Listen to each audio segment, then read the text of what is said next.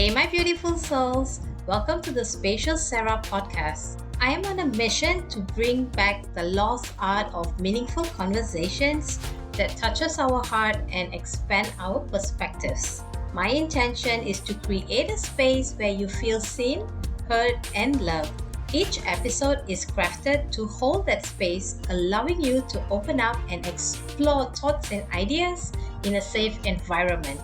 So, grab your imaginary marshmallows, find a cozy spot under the sky full of stars, and join me in these campfire-worthy conversations as I take you on a journey to places you've never been and spark conversations you've never had before. Let's go. Hey Ashrita, welcome to today's episode of the Spacious Sarah podcast. I'm so excited you're here today, joining me to share more about yourself and what you do. So, welcome. Thank you. Thank you for having me, Sarah. I'm really excited for our conversation. I'm glad you're here as well. So, tell us a little bit about yourself and what you do. Yeah. So I am a certified hypnotist and I'm also a mindset and energetics coach. And I currently work with soul-led female entrepreneurs and I support them with releasing their hidden fears so that they have confidence with sharing their work, right? And their soul work and doing it confidently and being able to really monetize on it. So that's a little bit of what I do. I also have with that, the way that I do that is I bring in hypnosis is one of the tools that I bring in. I also, right now, I'm in the process of being certified as a human design as well in human design. So I'm bringing that into this as well, because one of the things that I've come to realize with my own journey and as I work with my clients is so many of my clients don't actually really know who they are, right? And I think that human design is such an amazing tool that allows us to understand ourselves on an energetic level and really gives us permission to be who we are. And so I'm bringing that into this, and I created a coaching method with my experience in this field called AHA. So usually what I do is I walk my clients through what AHA stands for is awareness. So the first is like really bringing awareness, getting clarity around who they are and a lot of the conditioning that they've had that's really not theirs. And then moving into a place of acceptance, right? Because there's a big area of acceptance that I believe that we all need to go through as we're kind of moving into this new territory of entrepreneurship, but also like a lot of the work I do is around shifting our identity. So it's really about understanding this new identity that you're shifting into. So acceptance is the second step. And then we move into the healing process. That's where I bring a lot of the hypnosis. I bring in a lot of nervous system regulation through somatic practices as well.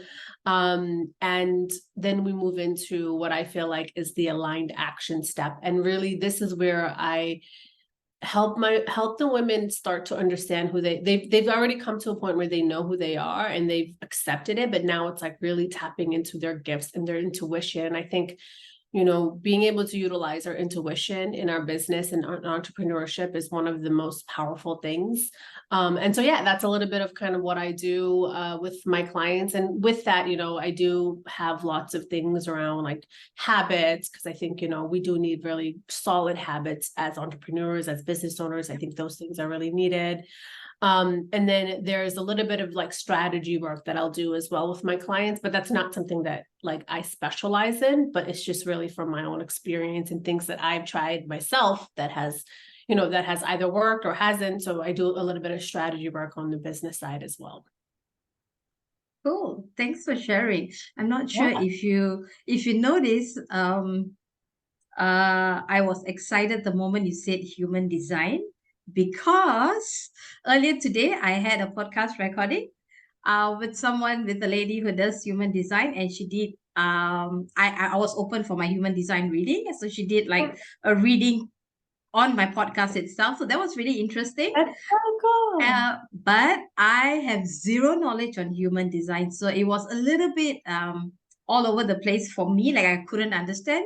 So after the recording, I went on ChatGPT. I said, "Look here, these are my details and whatever. This is what came up for me in my human design report. Interpret it for me as simple as possible. Yeah.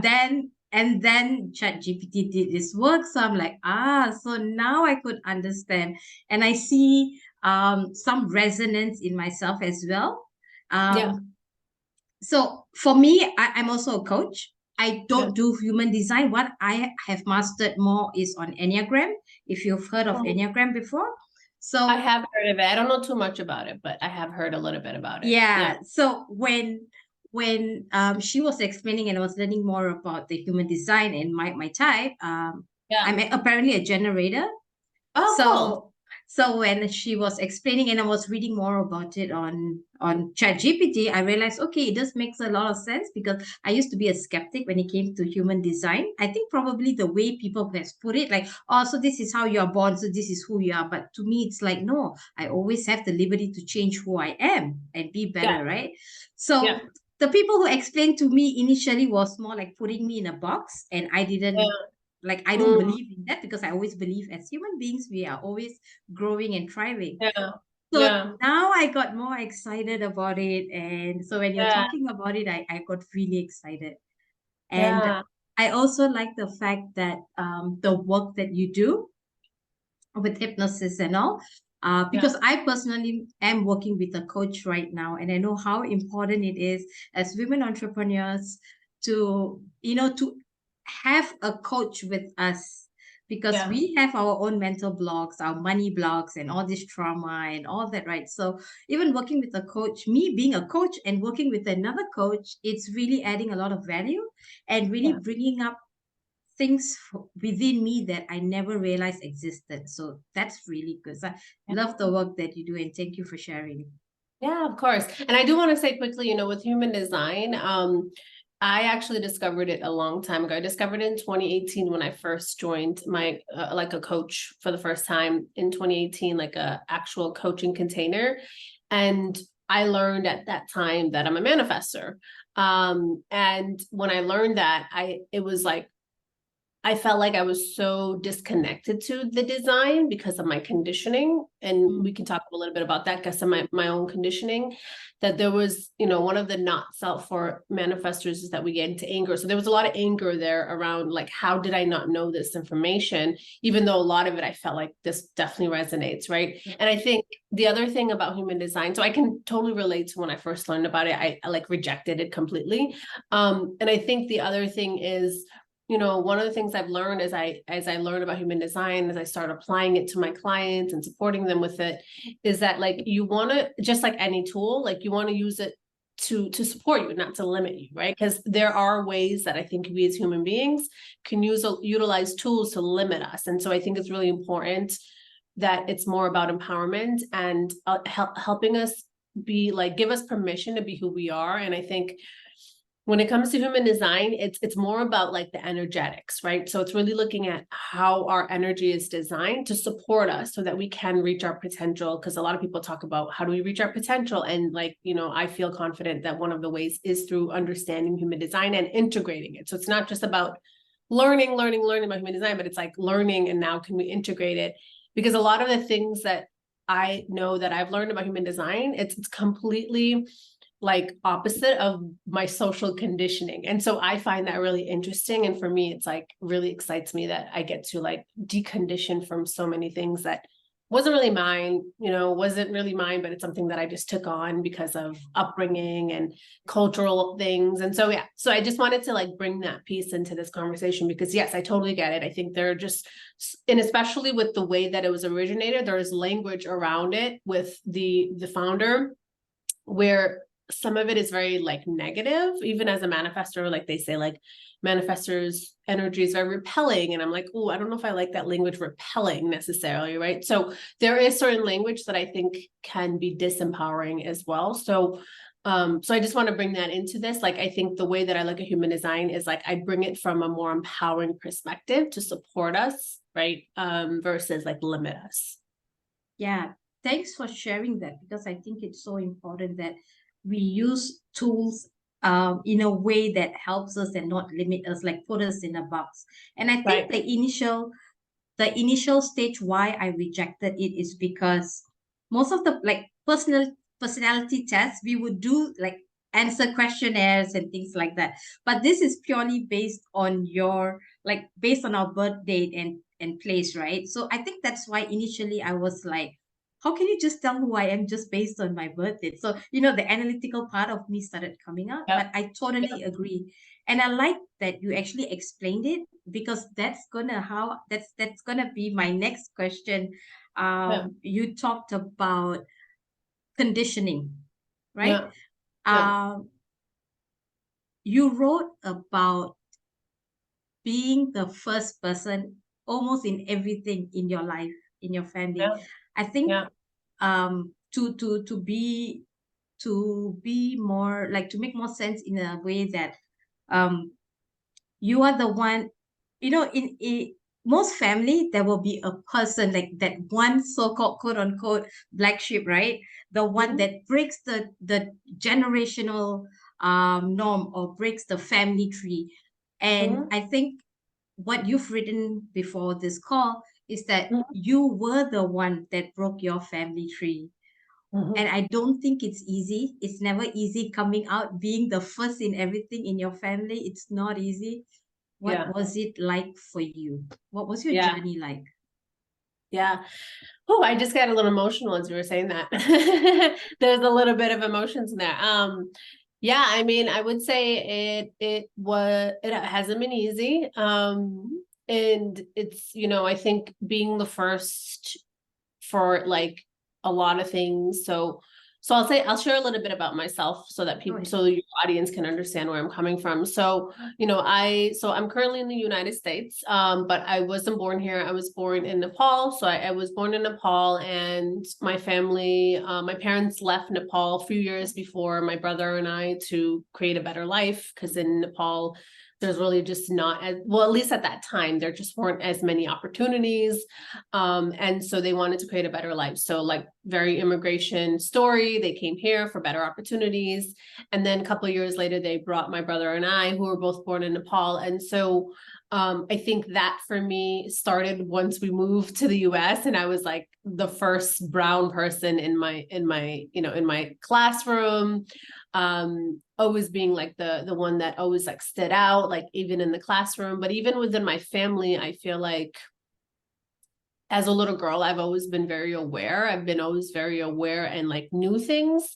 And actually, this brings us back to the human design, because I didn't know this, but what I realized as I dive into human design is as a manifester, we do come into this world kind of knowing things, and we actually know things more than our parents do.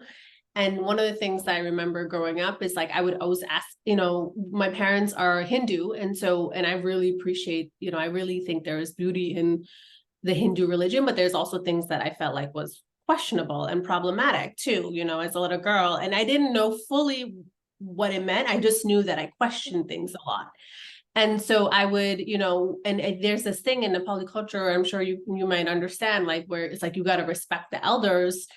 And for me, when things didn't make sense and my parents would tell me to do things and they wouldn't really give me explanation of why we're doing things, I would always question it. I would always be like, well, why are we doing this? I don't get it, And my parents, especially my dad, he would get really upset about that, like me asking him why and questioning. And so I think this goes back to like this awareness that I had, where like when things didn't feel intuitively right, even though like my mind didn't know that, but intuitively things didn't feel right. So I would question things. And I think this goes back to just being a manifestor and just being aware at a very young age. And then coming to the United States and, like being the only one in the classroom that's like brown, that's an immigrant.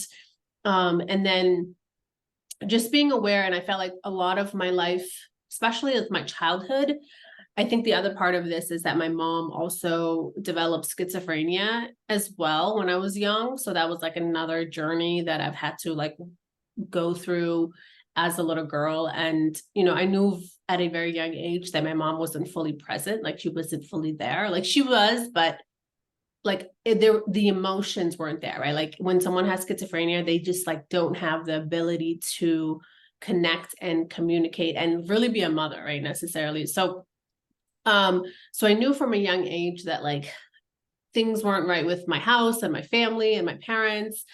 And so I think that also played a big part into this. And so I became like really aware quick. And I came to the United States.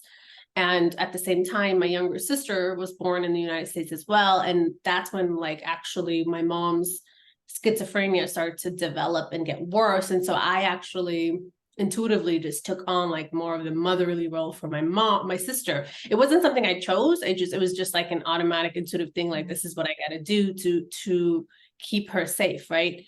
And so I started like playing that role. And I do think that at a young age, I had to like grow up really quickly, and I had to like leave a lot of the childhood pieces behind, just because of my circumstance, the situation that I was in. And then, I became in the family, I became like the really good student, right? I was the one who was like the one who would like always get the A's, who'd get all the awards, and just like became this really, really good student that my parents were super proud of. So I became like this child. I was like trying to take care of the house, but also like excel in school. And I was like this little girl. And then I ended up actually being, the first person in my family to go to college, like to attend a really good college, Boston College, which, I know my parents were really proud of. And so I ended up going to college, and then I ended up being the first person in my family to go get my master's. And then I ended up being the first person in my family to like start a business, like as a woman, right? Because we do have some men in Nepal that have started businesses, but not like an online business. And so, yeah, and recently actually with my siblings, I'm the first one to like get married as well. And so there has been just like a lot of firsts for a lot of things for me. And I think it's been difficult, right? Because there was always a part of me that felt like I need to lead, I need to be this trailblazer. But then I've always felt conflicted, because I always felt like, okay, I want to feel like I have role models. I have people that I can look up to, but I felt like that never really happened. Yes, I did have some mentors and role models. Don't get me wrong. Like, I think I definitely had mentors, but their journey never resonated with what I went through. And so it wasn't until I would say probably recently, like the last couple of years, that I realized like I just need to be the trailblazer. Like and that I need to just stop looking for guidance, right? Like that's what I'm here to do. And so, but to answer your question, I know that was like a long-winded answer, is like it's not easy. It's not easy being the first, right? And especially if you feel like you're not fully supported. And I personally feel like, I've definitely have had people along my journey that have supported me, but I personally didn't always feel supported, because the foundation of my family, I didn't feel supported in the family, right? So yeah, that's kind of to answer your question. I'm sure there's a lot in there that you want to ask, but yes. So, how old were you when you moved to the United States? So I was 6 years old. I was 6 years old when I came here. Okay, Yeah. cool. And you are the oldest one in your family? No, I'm actually the middle child. So I'm the middle child. Okay. I have an older brother. He's like 18 or 13 months older than me. Right. I'm the middle child, and I think that probably plays a role in my journey as well, being the middle child as well. Yeah, I think it's tough when as children, and suddenly you got to take the role of someone older, like probably like what you said, like you had to assume that role as a mother to your sister rather than being a sister to protect her. Yeah. Yeah, and definitely it's not easy at all. It's not Yeah. easy. Yeah. Definitely. But I will say that, although my journey hasn't been easy, especially like with my upbringing and childhood, I don't like, I'm grateful I went through everything, right? Because I feel like there were so many things I learned and value that I have taken on from that piece. So I think it's really important that, when we talk about these things that are difficult, that we understand also that like all of it is kind of happening for a reason as well. And I'm a big believer of that. I believe in spirituality, and obviously I'm a big fan of human design. So like, I think it's also like that acceptance piece, and accepting that the life that we have, there's a reason, there's a purpose why we've been born into this specific family, that we've had to go through certain situations and circumstances. Yeah, I totally agree. Recently, I started having this approach towards life in a way that whatever I consume or I listen that resonates with me, I will ask back myself a question. So when, in spirituality, so I'm also a born Hindu, but Okay. I'm like the hopeless Hindu, like I don't follow traditions. So like Diwali, like big like festive seasons, yes, I gotta do it because Yeah. it's my family. But in Yeah. terms of I think the way I see life, the way I see things, and I'm thankful because in a way I got it from my dad. So me and Hmm. my sister, just the two of us, Hmm. we are more of the rebels, right? So like when Indians, like what you said, you have many things that they tell you you can't do, but there's no reason to that. And I Yeah. think one common one, like I'm not sure whether it happens in Nepal, like in Malaysia where I am. Mhm. uh they say like, oh, you can't cut your hair at certain time or certain days, like, and you can't cut your fingernails at night. It's Mhm. bad luck apparently. So my dad used to be, he's a very practical man. So he was like, yeah, those days you can't cut your nails at night because you use oil, like oil lamp, right? And Mhm. it's dark. It's not as bright as like a fluorescent tube light, right? They literally use kerosene oil lamp. So of course, if you're gonna cut your fingernail at night, you are gonna hurt yourself, and that's the only possible reason. There's no other way. So Yeah. because of my dad, me and my sister grew up questioning a lot of things as well. So Yeah. I resonated when you actually said that. It Yeah. just comes naturally to you to actually question things. So Yeah. Yeah. yeah, Absolutely. Yeah. And I think in Nepal, there's definitely a lot of superstitious things, yeah, a lot of different things. So same. yeah. Oh, I got I diverted a little. So what I wanted to say was, they say in the spiritual world, we are not we are not human being experiencing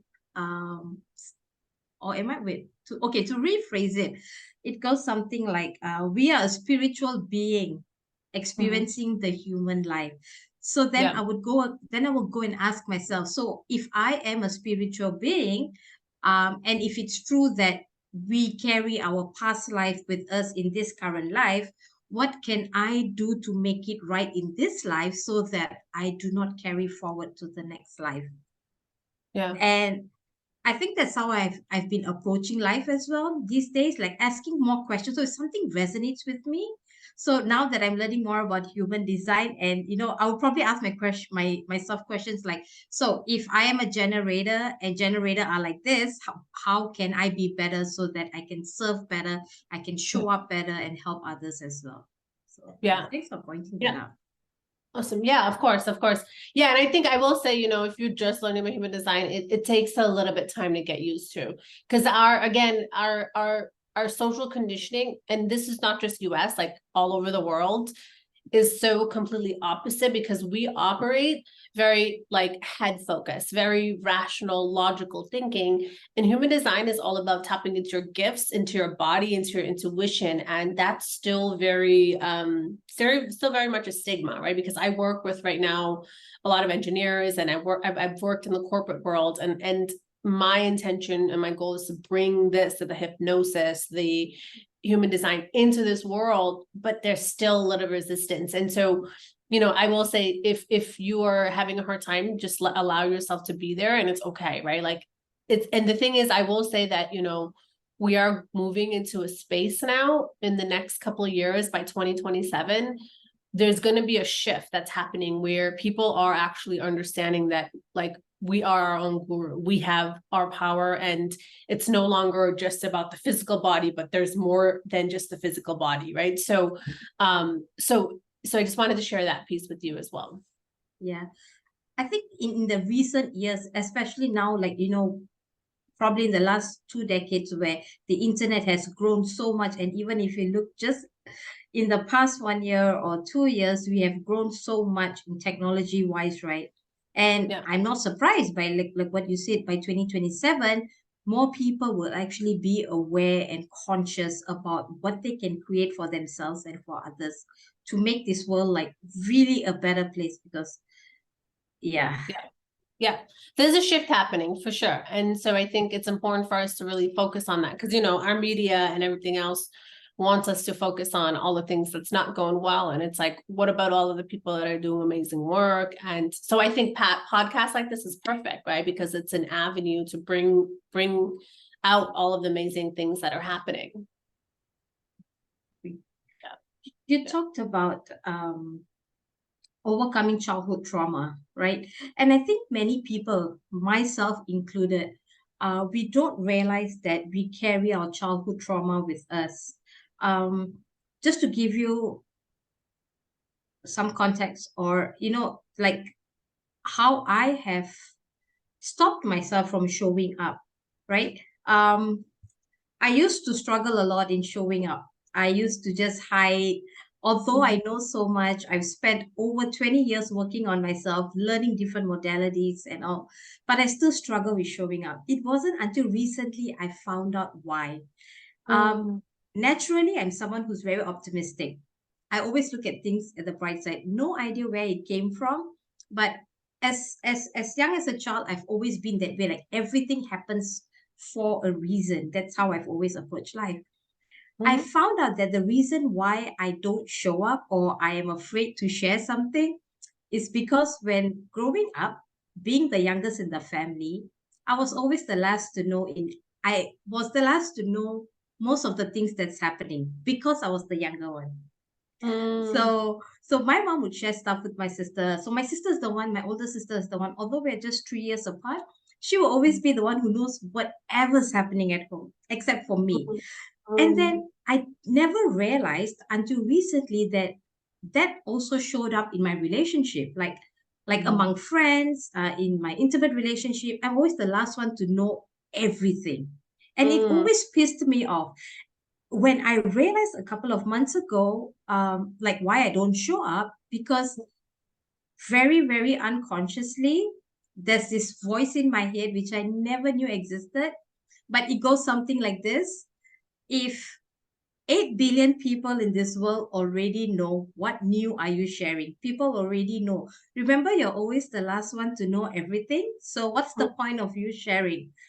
When I got that epiphany, I was like, oh my God. And then after that, then, I worked through my trauma, my whatever that was inside me, worked through yeah, them. Now I'm better at showing up. I share. It's so much easier. So, yeah, yeah. can you share um about you coming like overcoming your own childhood trauma? Like how did you deal with it and what did you do? Yeah, yeah. So I'm trying to, so I think one of the biggest things that I recently went through that I haven't really shared so much, I would say publicly about this. First of all, thank you for sharing. I know you just shared something really personal, and I'm just really glad that you were able to kind of break through that, because I think that could definitely be a big limitation, especially as an entrepreneur, as a business owner. So thank you for sharing that. So I think recently one of the things that I went through, and especially this year, so this year, my husband and I got married in June, and we are also planning like another wedding. So we're doing two weddings because my husband's actually not from Nepal. He's a different culture. And so we had just like in the beginning of the year, we just didn't know what to do because my parents were pulling me one way and they wanted to do a certain Hindu style ceremony, and we wanted to create something else. Long story short, one of the things that I have realized from this year is that one of the things that always come up for me that like really holds me back, I would say, um just like being, I think it holds me back and just like being in the space of like just calm and like everything's kind of working out for me, is like feeling like I'm not supported, right? And the dialogue for me is like like I don't feel supported, I have to do everything alone, it's like I'm always the one leading, right? That makes sense based off what I told you with my Yeah. narrative and my story. And I think one of the things I realized is like that's actually holding me back a lot, right? It's holding me back, that the fact that I think that I'm not supported in all these places. And that definitely was showing up in my relationship with my husband too, for sure, even though he's always supporting me and he's always there, right? And so I've had to really learn how to like change that into ways to see like how actually I am very supported, right? And that like I have so many people always supporting me. And even looking back at my childhood, right, I had created this narrative story about how I'm not supported, but then I didn't see all the ways that my family was supporting me, because I was looking for a certain kind of support. And that support that I was looking for was really emotional support. And I realized that, oh, like, my parents didn't even have the capacity to support me emotionally, because they don't have the capacity to support themselves emotionally, right? And so how could I have expected that? But I think doing this work of like coaching and looking at my beliefs and like doing a lot of hypnosis work, I really discovered that this year, that I've always been supported, but the support doesn't always look exactly the way that I want it to look. And I think that has been really, really powerful. So I think even in my relationship with my husband and even in my business, it's like always kind of, for me, it's about a big thing for me. I've come to realize it's about like expectations for me, right? So it's like expecting a certain kind of support and not seeing, like, it's like I have this tunnel vision of what this should look like. And then I'm realizing, oh, there's other ways that support can come in. Like, it's not just this specific way. And so that has been really, really supportive for me. Yeah, I think it's interesting you mentioned this because um, many people don't realize that they carry this trauma with them, right? This childhood trauma. But Yeah, if we could just look back at patterns that happen in our life, just like what yeah, you said, for you, you felt like, you weren't supported, but then again, they were supporting, but probably in a different way. And what came up for me was that immediately what came up was the five love languages, because yeah, people might support you in different love language, but this is our love language. And then we expect people to yeah, be the way we want them to be. yeah, And when they don't behave the way they want, that the way that we want them to behave, then we yeah, become frustrated, we become annoyed and angry. yeah, I think it's one of the biggest lesson for me in my life as well. I yeah. used to be like, why can't you just understand? Why can't you Mm, just do things? Because my love language is act of service.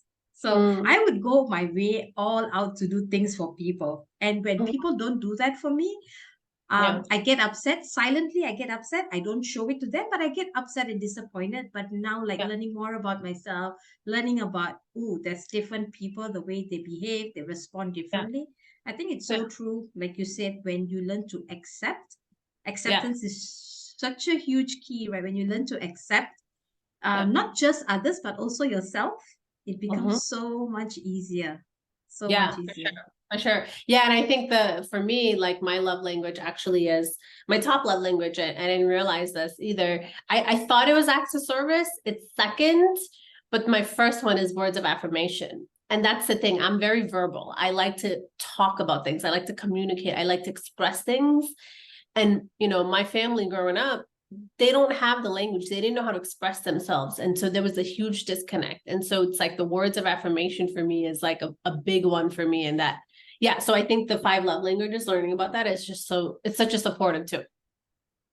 So true. Yeah.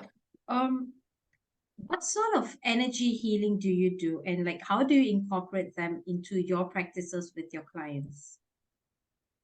Um, so I mean, there's been lots of different things. So what I usually look at is like when I mean energy healing, I look at some of the like subconscious beliefs that we have. A lot of what we kind of are talking about with childhood, right? So, I think you might know this since you're doing hypnosis. A lot of our subconscious beliefs are created from usually like the core subconscious beliefs that we carry on as adults from 0 to 14, right? So those are like those ages that we imprint certain ways of looking at things, certain beliefs that stay with us until we're adults. And so a lot of the work I do has to be, a lot of it is around like helping my clients with confidence, right? So being able to confidently share who they are, but in a way that's them and that's authentic, right? Because I've also worked in the professional space and I still do. meaning like in the career coaching space. And what I see a lot is people are trying to be someone else and they're not really being themselves because they think that they have to be professional or they think they have to be a certain way, right? And I think so a lot of that has to do with like just really looking at what are the beliefs that you have about yourself, you know, really the subconscious beliefs. And a lot of times we're not aware of it, right? Because it's underneath the subconscious. And so it's bringing those beliefs out and recreating new beliefs about themselves and the way that they want to show up through the way that they express themselves, their communication style, the way that they talk about their work and in business or in career. And it's a lot of it is also deeper. It's like also a lot of self-trust, right? And I think so doing a lot of like trust work as well. And so, yeah, so that's a little bit of like, I would say a lot of it is I guess to recap it, it would be mostly like confidence and a lot of just understanding the emotional side of things as well, right? Like the emotional intelligence part of it. Because the thing is like, you know, I'm a big believer, and I'm sure you probably are too, of this phrase, like how you do one thing is how you do everything. Right. And what I often see is that, and this is very true with my own journey in my life as well, is that like whatever is happening in the professional space, it's definitely showing up in their personal life as well. And I think a lot of times we're conditioned to compartmentalize those things. And it's like, no, we really can't compartmentalize. It's still you, right? And so it's really kind of looking at those beliefs and shifting those narratives, those stories. And a lot of it is going to be changing the energy, the beliefs, but to a different identity, because it's a lot of it is underneath it is like it's identity work. Yeah. Yeah. I think for me, this one, I think I realized it just recent years only. Um, my I'm not good enough came up from this when I was 8 years old. So when I was seven, so like in where I am in Malaysia, we go to school when we are seven, not six. Like I think in the United States it's six. Yep, So yep. so we go to school at seven. So Mhm. 7 years old, eight halfway through 8 years old, I was a really good child, like really good child. And I kind of did all my homework. I'm always like the good student. But there was one day I genuinely forgot to do my homework. And my teacher punished me. She made me stand on the chair for something that I did Mm. genuinely, and it was my first mistake in my life, like not doing homework. And then as an adult, when I look back, there was a pattern. So when she punished me, I must have said something in my head like, Yep, um, I'm not good enough. Like, how come she has not done her homework many times? Because I know my classmates have not done their homework many times. They never got punished, but I yep. got punished. And then when I was 9 years old, I scored nine A's out of 11 categories. So I had nine A's. When I went to when I was 10, when we did the streaming, they put me in the last class. Although my school is pretty small, there was only three classes for each level. They put me in Mm, the last class. So I was mm, like, so there's some sort of belief there that created yep, like, yep, what is the point? What is the yeah, point of studying? Because no matter how much you try, you're still going to end up last. You're still not going to be good enough. I yeah, never knew I had this. I never knew. But it yeah, came with me until like probably maybe, I don't know, the last 5, 10 years only I realized that. Yeah. yeah, yeah.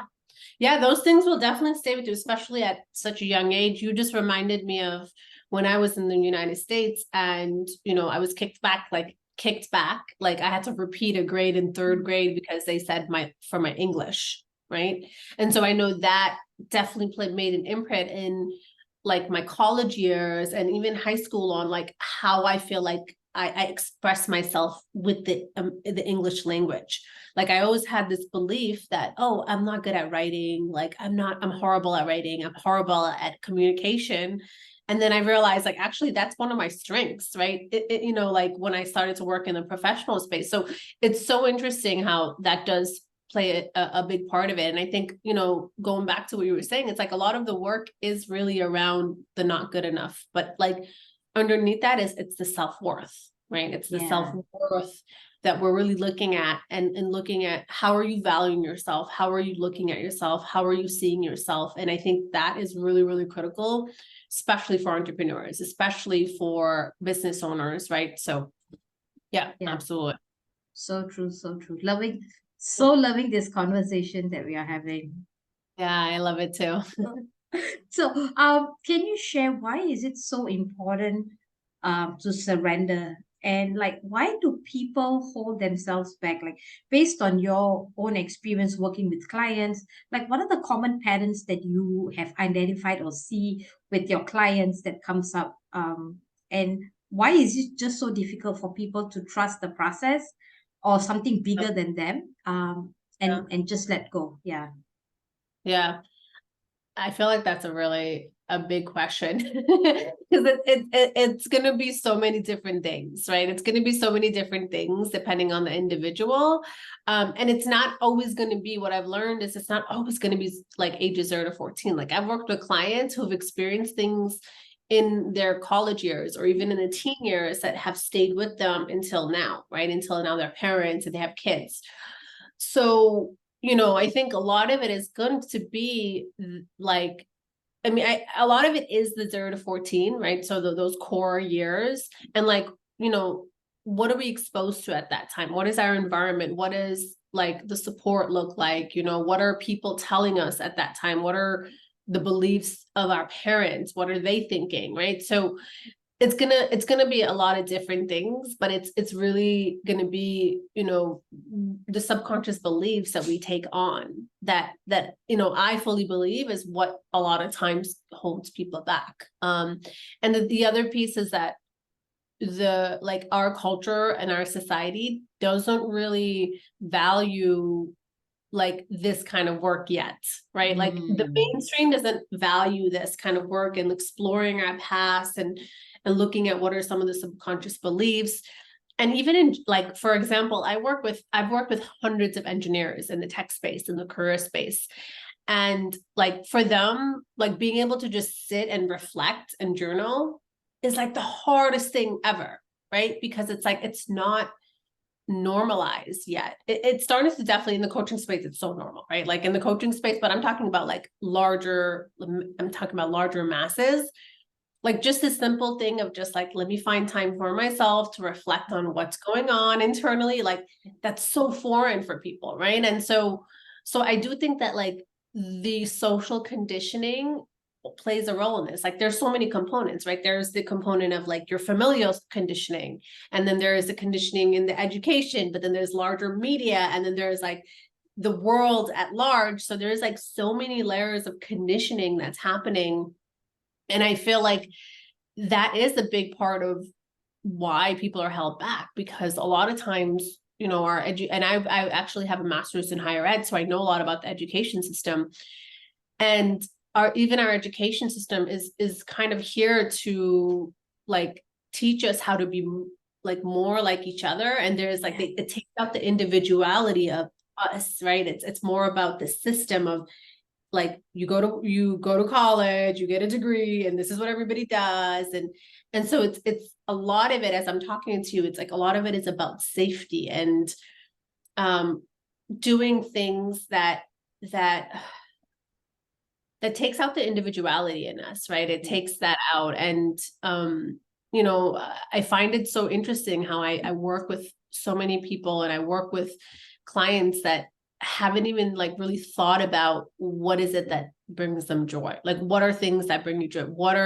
And even when I say things like, what are you doing for your health or well-being? People are like, I'm not doing anything, right? It's like, it's just, for me, it's just like so interesting that people aren't thinking about these things. And I get it because of our conditioning. And so I guess to like answer your question, I think a lot of it is our conditioning. A lot of it is the conditioning and subconscious beliefs, especially that we take on at the young ages. And then what happens is we don't explore them. And so a lot of times we just on our autopilot as adults, we're just autopilot and we're trying to do what everybody else is doing. And then our culture, our society doesn't really really allow us to take pride into journaling and reflection. So for example, I'm thinking back to even my own conditioning, in college, I would say in college is when I started to really get into like spirituality and like Osho and Krishnamurti. And then I started to dive into like personal development at college. And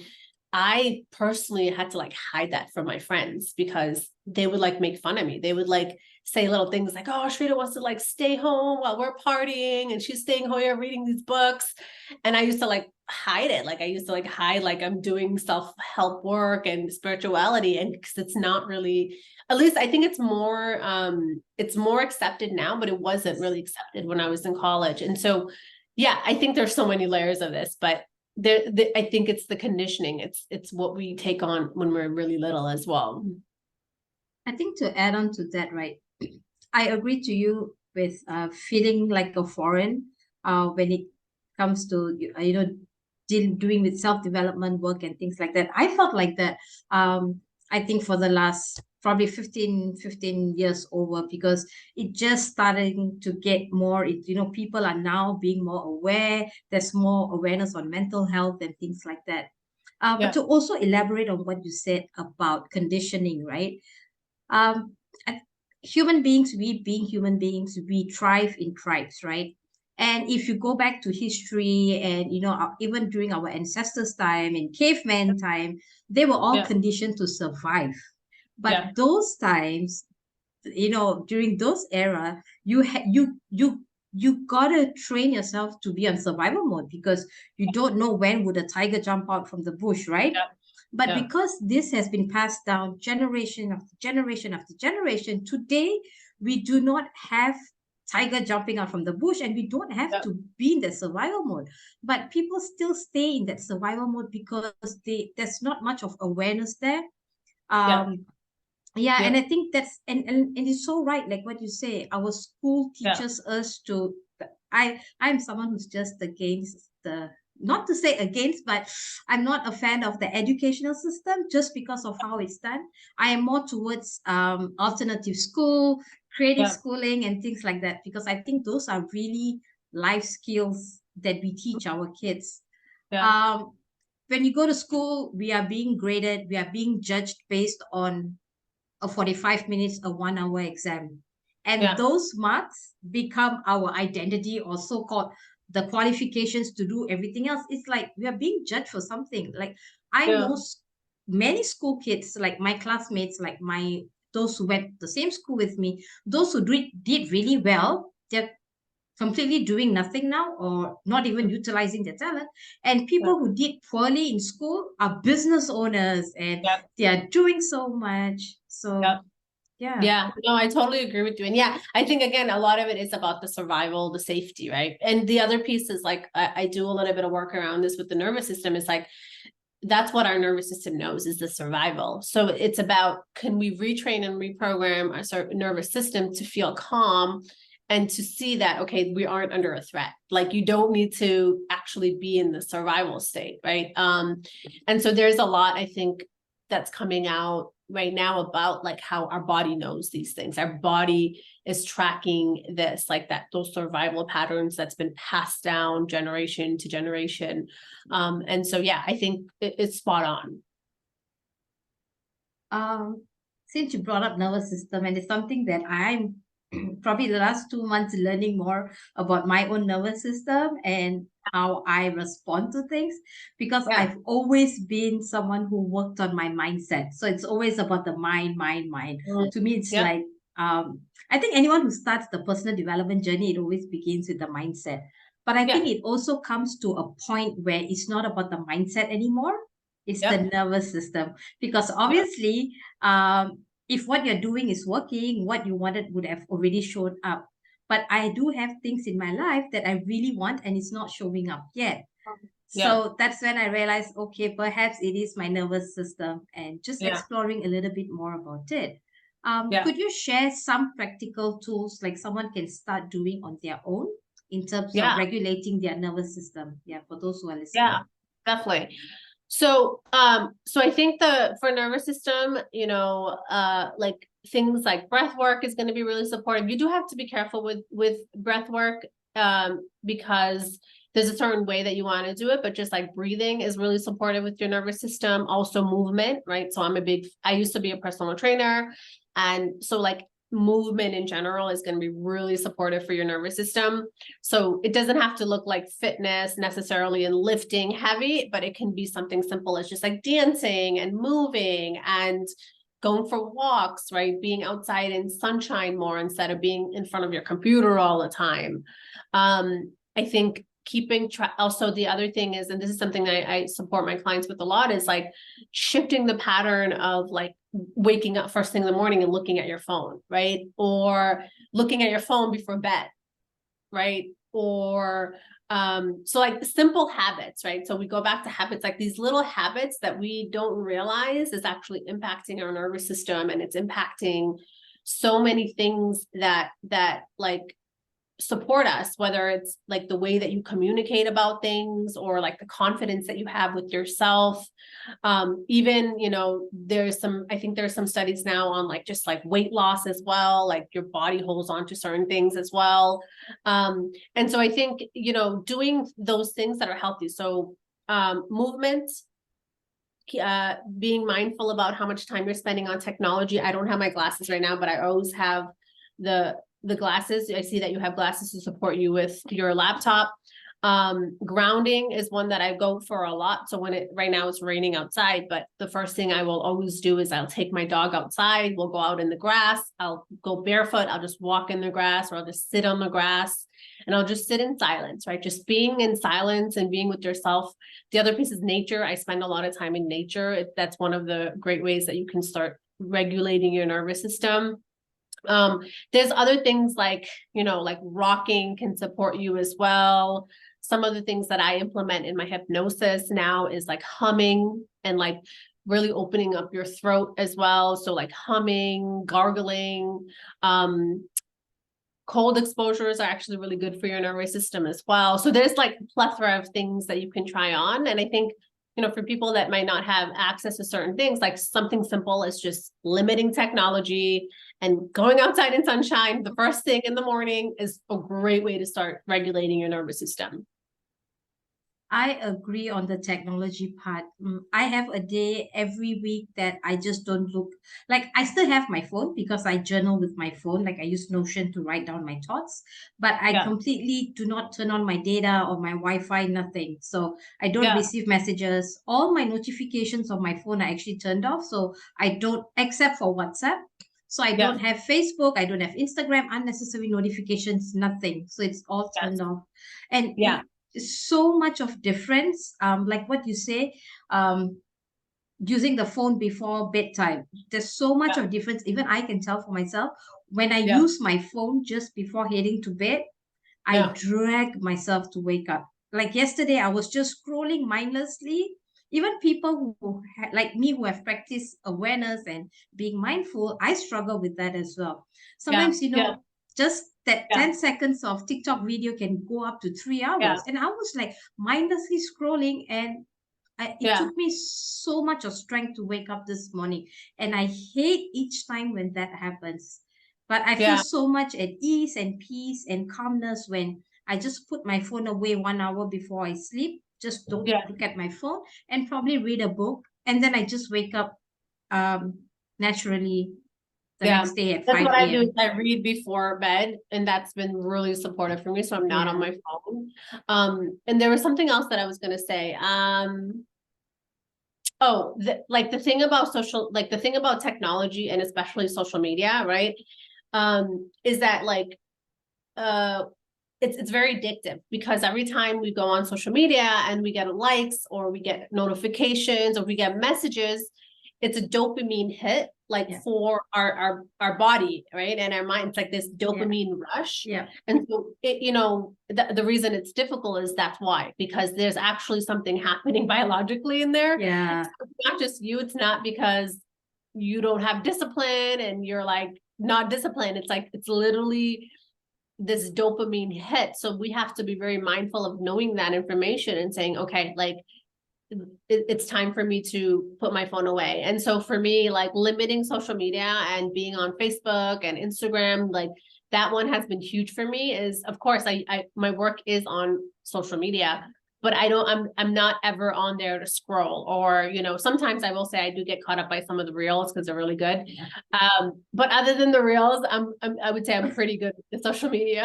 Yeah, yeah. I used to set timer. Like for Facebook, there's a 15 minutes timer. Yeah. And Yeah. TikTok, there's also timer. I think Instagram has as well, but that feature, I don't Yeah. think I turned it on, or I couldn't find it. But Yeah. yeah, You it can, yeah, helps. on our phones, usually now, our phones nowadays, you can check all of that, how much time you Yeah, spend on each app. Like, you can yeah. check to see. And, I think a lot of people will be surprised how much time they're spending on social media, which is really, really crazy. It's really intense when you look at the data. Yeah, it's so true, And people say, "Oh, I'm so busy, I have no time." Even if you ask them to just do like probably a 5 minutes of workout or even meditation, just to Yeah. bring awareness for 5 minutes, people like, I really don't have time. No, if you sit down and track every single day, every single Yeah. minute what you do, you would realize that you Yeah, do a lot absolutely. of unnecessary stuff. Yeah. Yeah, yeah. And I would say that's a big part of what leads to the overwhelm for a lot of people, right? Is because Yeah. I hear that a lot, and I work with my clients on the overwhelm a lot. It's like always overwhelmed, and they're not able to do some of the more the more masculine things in their business, and that's because of their nervous system, right? And they're not regulating it. So yeah, that plays a big role into that. Thanks for sharing. I like all those tips you shared to regulate the nervous system. Yeah, Yeah. Uh, awesome. so I guess I want to ask you probably the last two questions. One question I was supposed to ask you earlier on, but I kind of forgot. But you also talked about it a little, so I'm going to ask Yeah. you after this. So the next question is, what advice would you give someone who's struggling with probably they know something is wrong, but they don't really know what it is. So how can someone become more aware and probably help them connect the dots and come to a Yeah. conclusion that, okay, this is what I got to do to fix it. Yeah, yeah. So is this person someone that has been doing work already? Because it depends on that, right? So for example, like if Probably you can I, give both. Yeah. In okay, case okay. both type of people listen to Yeah, this. so I think someone who hasn't done any self-awareness work and any personal development and just are completely just not aware, I would say work with someone, work with a coach, work with someone who can actually support you with identifying your blind spots, things that you're not seeing, like really walk you through the process of the awareness piece, right? So that's what I would say for someone who's like very new to this. Now, if it's someone that's been doing this work, maybe like you and I, who understand this work, I think for us, it's really about slowing down, and it's about getting in silence and really listening to our intuition and our voice, right? And I find that for myself, and I work with mentors and coaches all the time. Don't get me wrong. I think mentorship and coaching is really powerful because for me as a coach, as a mentor, I'm always shifting and evolving. And so for me to have someone who can support me is really supportive. But I don't anytime I have something wrong, I don't always need my mentor or coach to support me with it. I can work through it myself. And I do that through being in silence, being in nature, moving away from technology, and allowing myself space to journal. So for example, I'm probably going to go journal a little bit after this before I start my day. Right. So it's about that self-reflection, that slowing down, that being quiet. That's really going to support, I think, people that have already done some work, right? Because I will say that, I did this, I'll give you an example. So I did this 10-day meditation retreat years ago. And this Is is it before Vipassana? yes, I did Vipassana, Same. and it was really good, but I didn't have a lot of awareness then. So the things that was coming up was I was replaying the same thing over and over again. I didn't know what to think. Right. And so if I did Vipassana now, which I'm probably going to do at some point, it would be a very different experience because what I didn't know at that time. Right. And I think for people that are brand new, they need that coach. They need that support, someone who's guiding them, because it's where else are they going to start thinking about new things if they haven't been exposed to it at all? Or Yeah. new ways of thinking and being, and just new paradigms. It's hard for a lot of people to have that when they don't actually have like people around them that are expanding them. Yeah. When you mentioned about the coach thing, right? I think it's really important because, for example, like you do human design, I work with Enneagram, and we can just throw someone the report and say, okay, this is your report. What is the person going to do? Because they can look at the report. Okay, maybe human design is a little bit more complicated because it goes by numbers.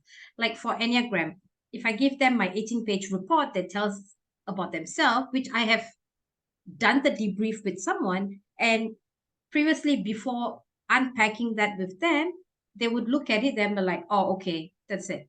But when Mhm. there's a difference when you sit down and unpack those information, they Yes. get different awareness. So it's so spot on, like what you said. And I Yeah, also like the absolutely. fact you also mentioned about, when you do Vipassana previously, versus now when you do it, it's going to be different. And this is so true because as human beings, we are always evolving, we are always changing. And I've come to realize, I think it's only this year I've come to realize that I'm actually a human being. And every time I do something, I get good at it. And then I would fall off my practices because I take things for granted. I fall off my practices. And then I will reach a point where, how did I get here? Like, Mm, how did I get here? Right. And yeah. then I have to crawl myself back my way, crawl back, and Mhm. I got to do the same work, but double the effort because Yeah. what I did previously was in a Yeah. different state of mind. And what I'm doing now, it comes from an elevated state of mind. And of Yeah. course, I need that double that effort. Yeah. So spot Yeah. on what you said. For So spot sure. on. Sure. And I think yeah, and I love this. And I think it's the elevated mind, but what it really is, it's a shift in our consciousness. Right. So like if I look back at the Ashrita 5 years ago, I was in a different level of consciousness than I am now. Right. Yeah. I'm so much aware of like so many different things other than just my physical body at this point. And so it's also about like, one of the things that I'm committed to is helping my clients and the world raise their consciousness, because I do feel like the more we raise our consciousness and awareness, the more we're going to actually have like a more peaceful world. We're going to have people that understand themselves, and we're going to have less wars and just like looking at the bigger things, right? There's going to be less of those things because now we're actually aware and we're conscious, and we're doing things from this conscious place versus autopilot, which is most people, right? They're on autopilot. Yeah. So true. Always evolving. Even if you were to look back at yourself, not 5 years, but even 1 year ago, I'm sure you can see the difference Oh yeah. between like for me, even for myself, 1 year ago versus me right now. I think I've even increased my the boundaries that I have with people. I've Yep. increased my awareness. It's mind blowing. Yeah, I love it. I love that. That's awesome. Yeah. Cool. So my last question that I usually ask at the beginning, but I always tend to forget because I just jump right in. What brings you joy, Ashrita? What brings me joy? So what brings me joy is my dog, Asha. That's the first thing. She's over here waiting, even though it's raining, she doesn't like the rain. So she's waiting for it to not rain anymore. But my dog, Asha, I would say, my relationship with my husband and our ability to really understand each other from like not just like partnership, but like more on a soul level. I think what really brings me joy in our relationship is that he's one of the few people in my life that I feel like I could just be my full self, and he just loves it. And I'm always changing and evolving, and he's like super supportive of it, whereas other people are like, I don't know if I like that. Right. So I think that really brings me joy to be in like a partnership that I have with him. What else brings me joy is being able to like have conversations like this. To be quite honest, I thought this conversation was really amazing, and I think it was really real and authentic, and having these like deeper conversations really bring me joy. I'm not surface level at all, so I don't really like small talk. And so when I meet someone, I'm like, Hey, my name is Ashrita, let's get into this, let's get deep. Mm. And so having these powerful, meaningful conversations always bring me joy. Dancing, traveling brings me joy. I love traveling. Having new experiences also bring me joy. So I think there's like a lot of things. Music brings me joy. Yeah, I think like, working out. I used to be a personal trainer, and I was also did like my first bodybuilding competitions a couple of years ago. So like being able to do things that I never thought I could do also brings me joy. So yeah, those are some of the things that bring me joy. Great, thanks for sharing. You're So welcome. just to add on about the deep conversations, so that was the whole idea of my podcast. Actually, when starting a podcast, so when someone asks me, "So what's your team for your podcast?" I'm like, I don't have a team. To me, it's like as long as I want to learn something, as long as someone wants to share their story, I am open, I and love that's why my so-called team for my podcast, the hashtag I use is Campfire Worthy Convo. Oh, I love So it. I yeah, think it's so great. I love that you're doing this podcast. yeah, thank you. Thank you so much, Ashrita, for being here today, sharing your knowledge, sharing your stories, opening up, being vulnerable. I really appreciate it. Thank you so much for being here today. Yeah, you're welcome. Thank you for having me. You're most welcome.